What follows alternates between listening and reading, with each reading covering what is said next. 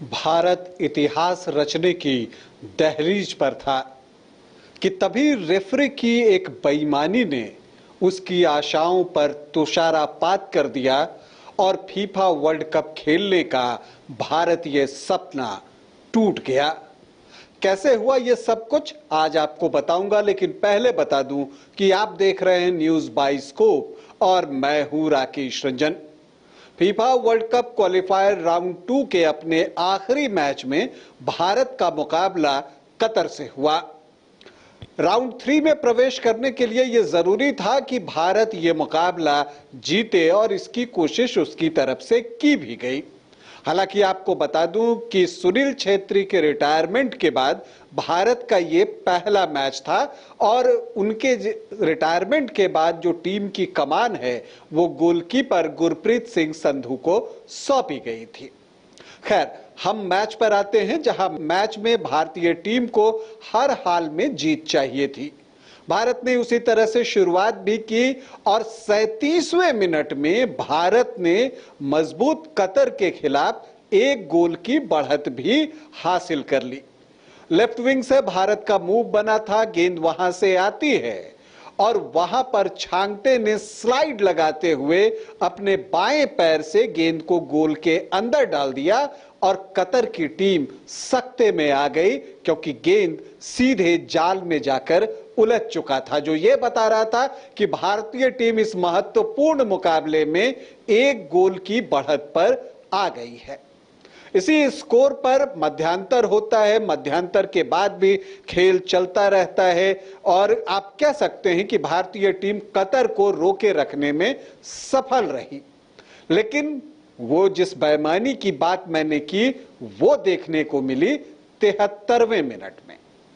एक हेडर था, कप्तान संधू जो है वो आगे आते हैं, गेंद को रोकने का प्रयास करते हैं और गेंद उनके टांगों के बीच से होते हुए गोल लाइन के बाहर चली जाती है।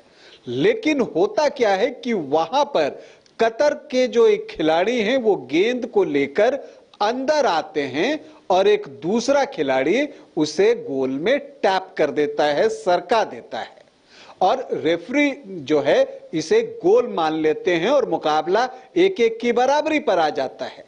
लेकिन जब आप टीवी रिप्ले देखें तो वो साफ दिखता है कि गेंद गोल लाइन के बाहर चली गई थी, मतलब कि गेम को वहां पर स्टॉप होना चाहिए था और आप चाहते तो वहां पर एक कॉर्नर किक कतर को दे सकते थे, लेकिन यहां पर रेफरी ने उसे गोल मान लिया।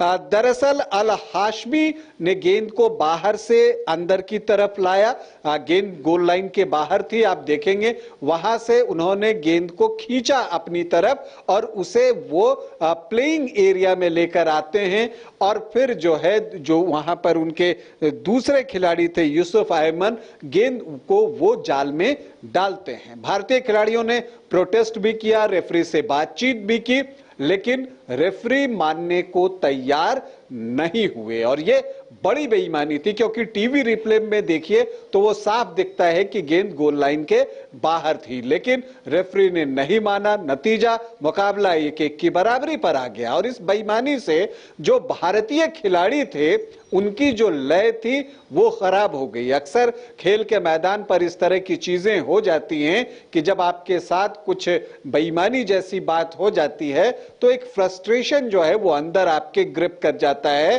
और वो आपके खेल में परिलक्षित भी होने लगता है और इसी का फायदा कतर ने उठाया 85वें मिनट में और वहां अहमद अल रावी ने जो है वो दूसरा गोल कतर के लिए कर दिया और मुकाबला 2-1 से कतर ने जीत लिया। तो सिर्फ उस एक बेईमानी की वजह से भारतीय टीम का सपना जो है फीफा विश्व कप खेलने का वो टूट गया।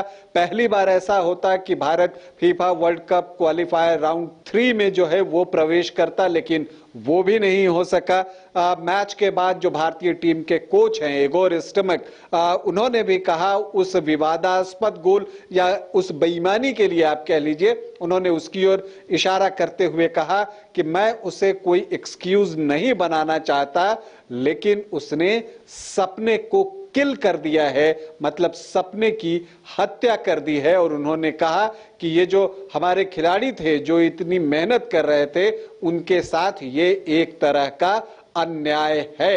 और ये वाकई है। इस तरह की चीजें आपको जो है इंटरनेशनल जो स्पोर्ट्स होते हैं वहां आपको देखने को मिलेंगे कि बहुत सारे फैसले जो है वो भारत के खिलाफ दिए जाते हैं, लेकिन ये गेम है, यहां इन चीजों को आपको एक्सेप्ट करना भी पड़ता है, क्योंकि जो रेफरी का डिसीजन होगा, जो अंपायर का डिसीजन होगा क्रिकेट के खेल में, वो आपको मानना ही होता है। लेकिन अब ये वक्त है, जबकि अब आपके पास जो है टीवी रिप्ले की इतनी सारी सुविधाएं होती हैं, तो क्यों रेफरी ने इसका इस्तेमाल नहीं किया? ये भी आश्चर्यजनक है, वो होना चाहिए। और मुझे लगता है कि निश्चित तौर पर इस एक बेईमानी की वजह से जो 150 करोड़ भारतीयों का सपना था वो टूट गया है।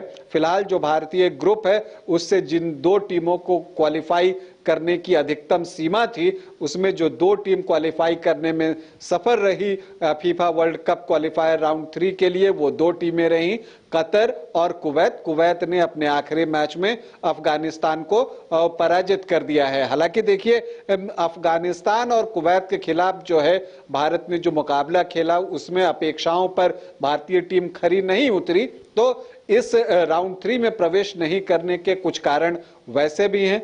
लेकिन हम उम्मीद करते हैं कि जो भारत की ये युवा टीम है, क्योंकि अब सुनील छेत्री इस भारतीय टीम का हिस्सा नहीं होंगे, उन्होंने रिटायरमेंट ले लिया है, तो जो ये युवा टीम है ये अपनी तरफ से पूरा जोर लगाएगी और भविष्य में सफलताएं अर्जित करेंगी। और जो एक सपना है भारत का कि वो फीफा विश्व कप में खेले, वो जरूर इस बार नहीं तो अगली बार वो पूरा करेगी। फिलहाल भारत का सारा ध्यान, जो ब्लू टाइगर्स हैं उनका सारा ध्यान एएफसी एशियन कप 2027 के 3rd राउंड क्वालिफायर के लिए जो है वो अब कंसंट्रेट करने का समय आ गया है। भारतीय फुटबॉल टीम को हमारी ढेरों शुभकामनाएं। अभी आपसे अनुमति चाहूंगा, इजाजत दें, नमस्कार।